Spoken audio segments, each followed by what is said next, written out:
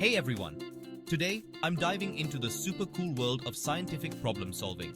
Whether you're tackling homework, a project, or just curious about how things work, I've got some steps to help you master this in minutes. So what's the first step? Identifying the problem. Sounds obvious, right? But pinpointing exactly what you need to solve is crucial. Is your plant dying? Is your robot not moving? Get specific about what's going wrong. Next up, research.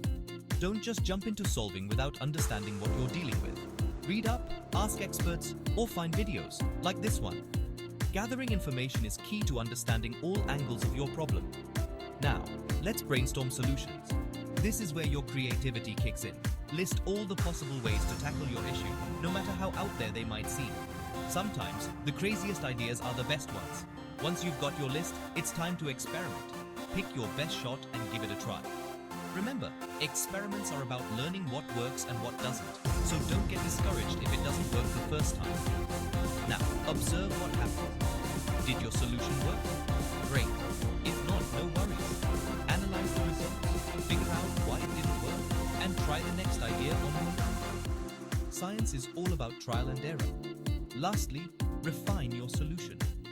Based on your observations, tweak your approach and experiment again.